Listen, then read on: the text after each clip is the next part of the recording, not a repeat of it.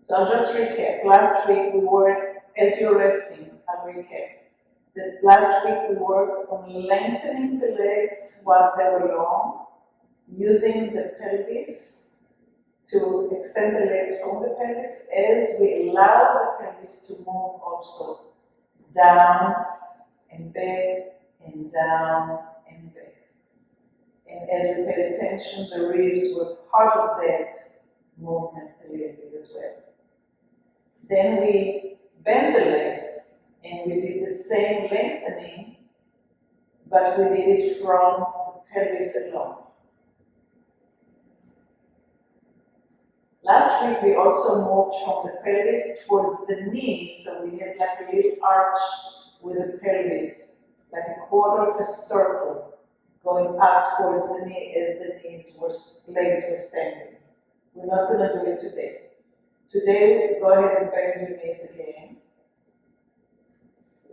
And now, pretend that you have a tail, short tail, and somebody is holding that tail, and it's pulling the tail straight up towards the ceiling.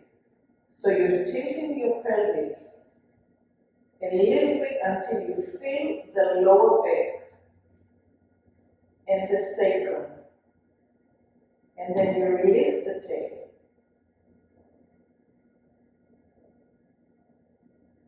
And again, let somebody else pull the tail up in between your knees, straight up towards the ceiling. And you're going to feel the weight going all the way towards your belly button into your lower back. And then let go. And now let go of the tail and do it muscularly. Squeeze your muscles and shift your weight into the lower back. So that all the muscles of your buttocks and your pelvic floor are tightening towards the center, and then you let go.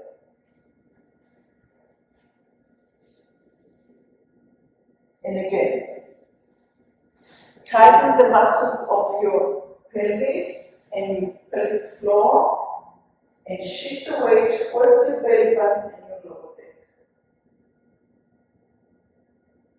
And let go. And now let go during muscles, and we're going back into the tail. So passively, somebody lifting the tail up towards the ceiling, and you're shifting the weight only towards your belly button. There, just to that. So you're not lifting above your lower back.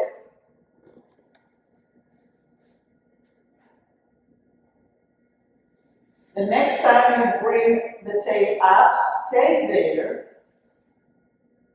So hook the tail up on the ceiling so you can hang there. And now we'll do the marble with the pelvis being tilted. So now the SAS, the bone, the ilium bone, will go down towards the floor, but diagonally not to number 3, but to number 4 or 5. And back up. And then the left one will go to number 7 or 8 on the floor. And back up. So now we're working diagonally from the belly button, diagonally towards the corner of where the leg meets the pelvis. It's a different place as we cut the hip into 2, north and south earlier. So try to find that diagonal, somewhere between 4.5 to 7.5. Don't open your legs, use your feet to anchor. 4.5 and 7.5. Oh, okay. Yeah, I'm going to pop my fingers. 4.5 and 7.5. 4.5 and 7.5. It's 3 and 9. That's what I'm doing. down, right from the belly button down to the floor. So from the belly button, you're going down towards the floor, and from the belly button, you're going down towards the floor. So you're using different muscles.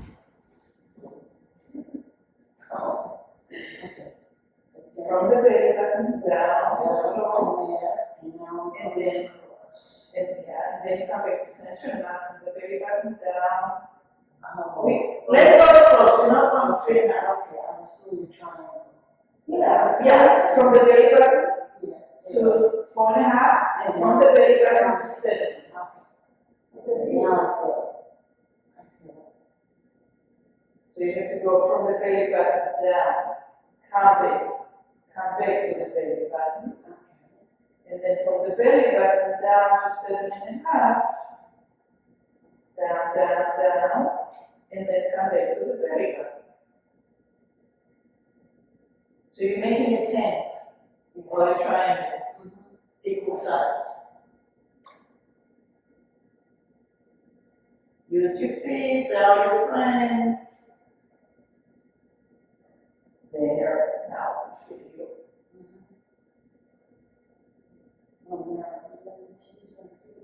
There you go. Now your body is time to organize and find coordination and integration. Take your time. And let them go. You use it on your own.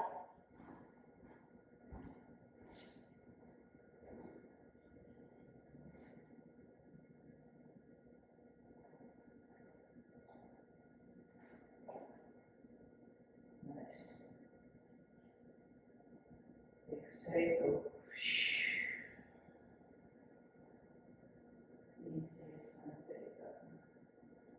Exhale. Nice.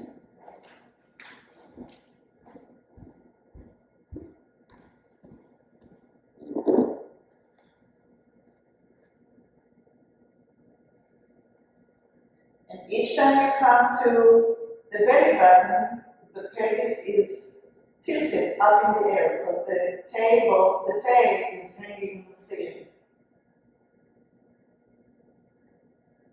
So your lower back is the support on the floor.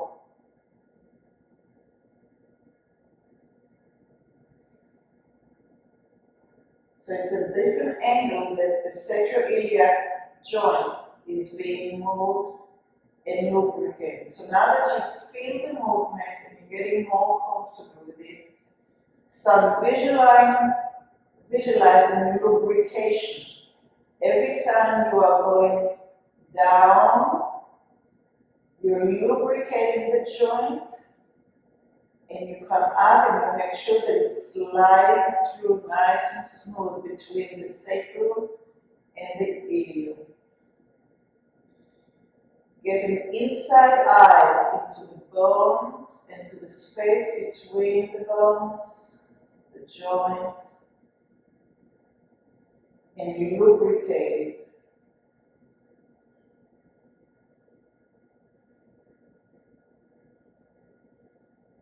Visualize it, sense it, whether you want grease or honey or synovial fluid, whichever works, or Vaseline, whatever, olive oil.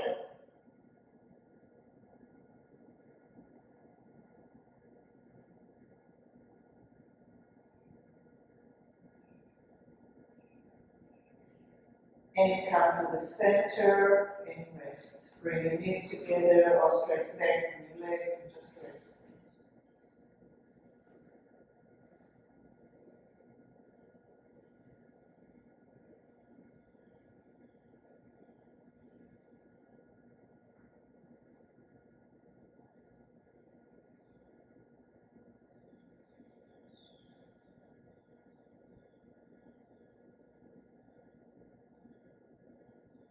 The next thing we're going to do, we're going to press the left foot, only the left foot, strongly into the floor, and from the belly button we're going to cross towards the right shoulder.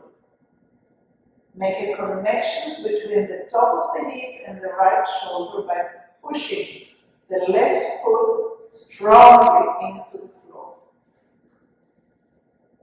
See that you can feel the scapula, the shoulder blades, in a straight line, like strengthening a tent. You have an anchor between the top of your ilium on the right side and your right shoulder.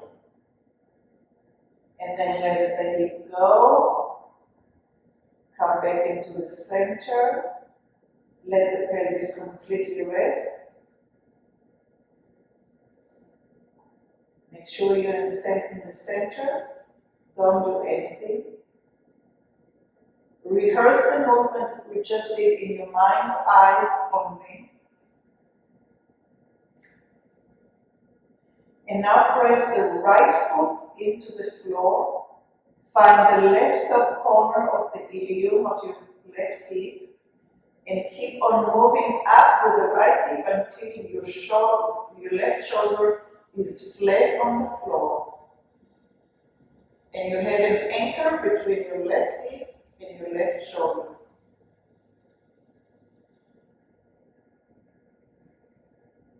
Your right foot is strongly planted on the ground. And then when you're enough, you slowly find the center. You release all this tension. I love the word sacredity.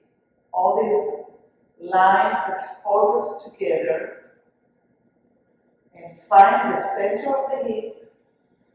Make sure that the whole pelvis and your belly and the organs are relaxed. Rehearse the movement in your mind's eyes only.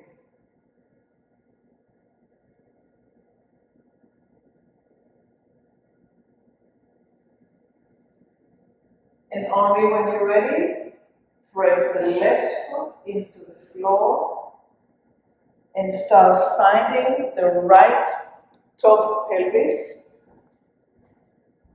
And from the right top pelvis, keep on moving towards the right shoulder. Your left pelvis is up in the air.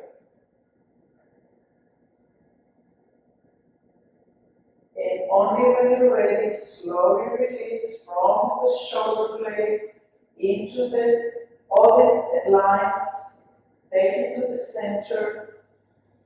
Take your time, find the center, relax into the center, breathe into the center, and take another minute to rehearse the movement without doing it. Just visualize the crossing the diagonal, using the left foot as an anchor, and building up that strong line. Susan, you know what I'm talking about. You've built tents before.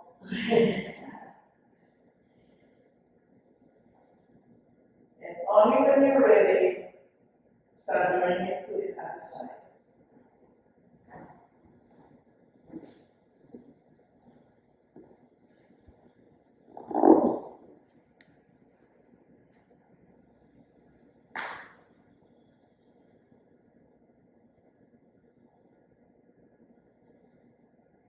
When you get all the way up towards your shoulder, think, do you want to turn your nose towards the pelvis that's up in the air?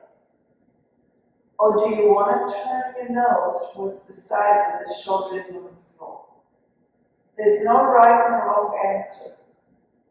It depends on if you have scoliosis or you don't.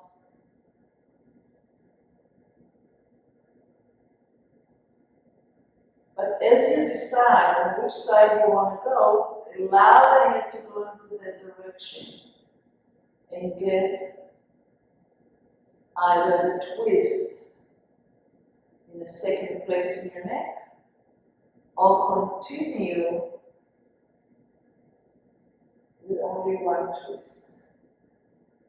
And then bring it back into the center, nice and slow and relaxed.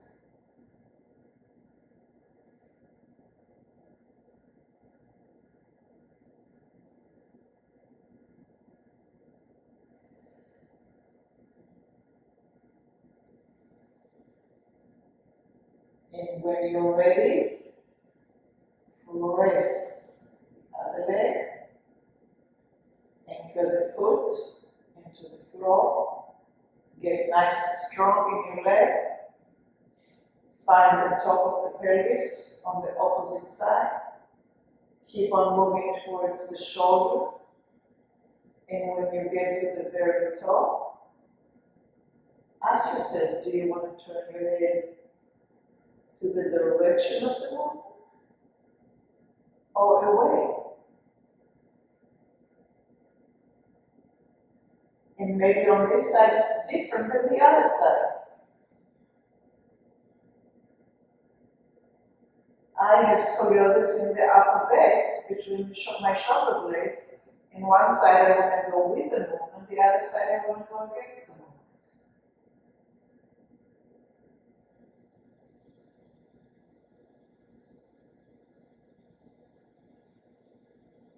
So it depends on how does it feel in integration. I may challenge myself and try to go the unusual way for me to explore or not.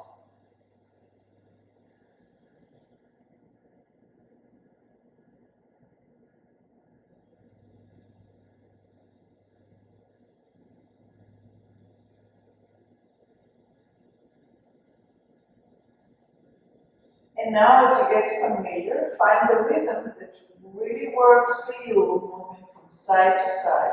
Maybe a little bit faster, or still be the same speed that you worked with. Or you may choose to work only on one section.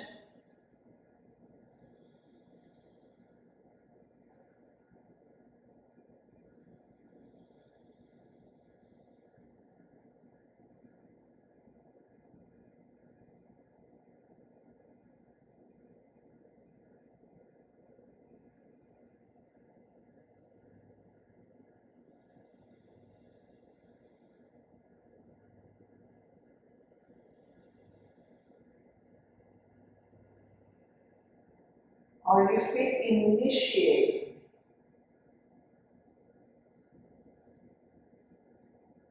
Are you really pushing down towards earth to get the strength for the rotation all the way up?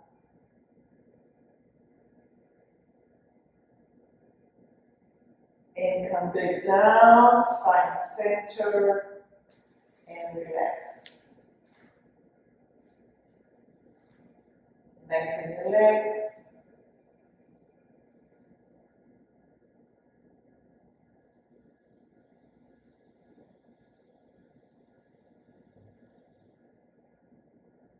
And as you relax, ask yourself, did I turn my head with the movement when I went to the right or against? Did I turn to the left with the movement or against?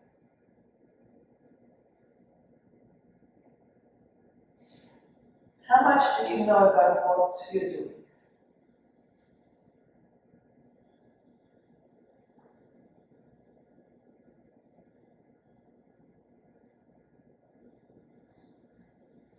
And go ahead and bend your legs one more time. And allow the tail to lift you up towards the belly button and the lower back. Press both feet now into the floor and lift the pelvis higher and higher and higher until most of the weight is between your shoulder blades. So you have a straight line from the shoulder to the knees, and it's diagonal to the floor. So you have a triangle between the feet, the shoulders, and the knees. Good. Press one foot into the floor, let go. Press the other foot into the floor, and let go. Press one foot into the floor, and let go. Press the other one. So now the pelvis is going up towards the ceiling on the side that you're pressing. And then up towards the ceiling when the other leg is pressing. When the right foot presses down, the right hip goes up towards the ceiling. And when the left foot presses down, the left hip goes up towards the ceiling. And this is really tiring. And now slow down and lower down, one vertebra at a time, and rest the pelvis in the center. Keep the knees bent if you can.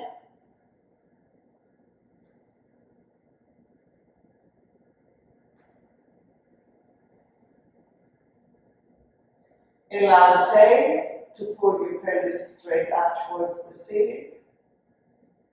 And press the feet into the floor and lift the pelvis up until you find the weight between your shoulder blades.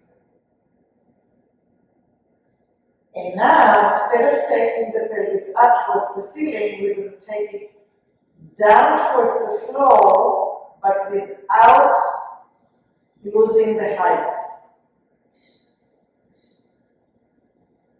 And then the right hip comes back up to meet the left, and then the left will go down towards the floor and come back up to meet the right pelvis. You're still straight between the knees and the shoulder, diagonally up in the air. Right hip goes down towards the floor.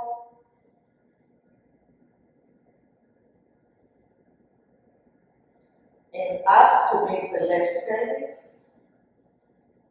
Left pelvis goes down towards the floor. The right hip is not moving. And back up towards the ceiling. Again, to meet the right. And then slowly lower one vertebra at a time. Until you come down to the center of the pelvis. Rest for a minute. And I'm not really sure I understood that. what? I'm not really sure I understood that. Right, we're going to do it one more time.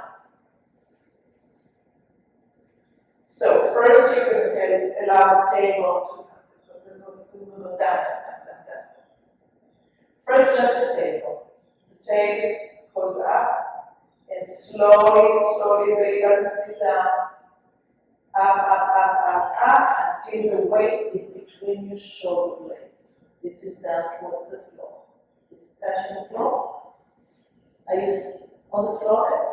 Okay, good. So you're in a straight line between the shoulder and the knee. You're in a triangle. There's space underneath. The pelvis is staying in that height, and now you allow one side, the left side, to go down towards the floor while the right stays up. Then you bring the left back up. Then you bring the right side down, and the left stays up.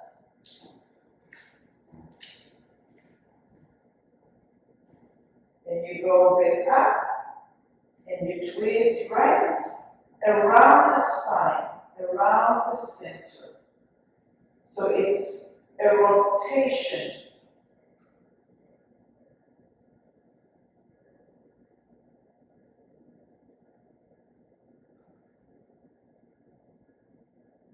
And when you get tired, you slowly lower down. Don't work beyond your comfort. And lengthen your legs.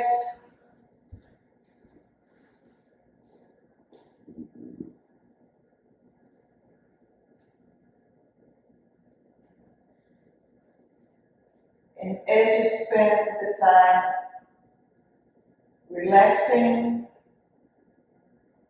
visualize the space inside your hip bones and the organs that you have.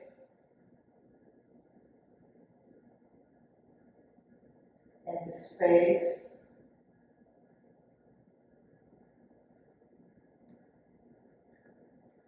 And the muscles.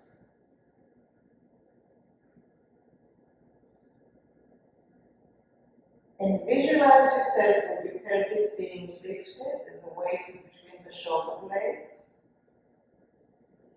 And visualize yourself rotating around the spine by moving the ilium bones up and down in space. So the ilium bones are like an old antenna on television in the 50s, like those rabbit ears. And they're rotating up in the air around the spine.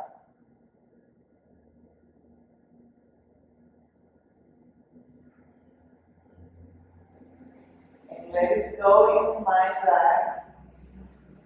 And visualizing yourself lowering down vertebra by vertebra.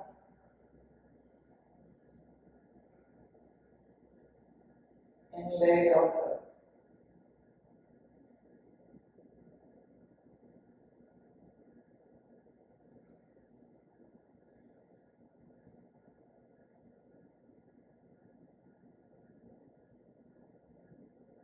And slowly roll to a side, and from the side, find an easy way to get up to a sitting position.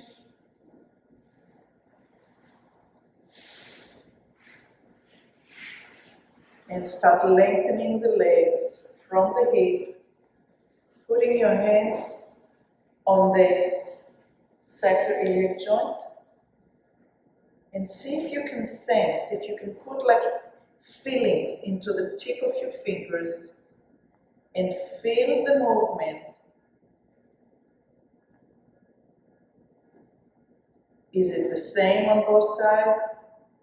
Is it not? What is the difference? Can you give it a name or a sensation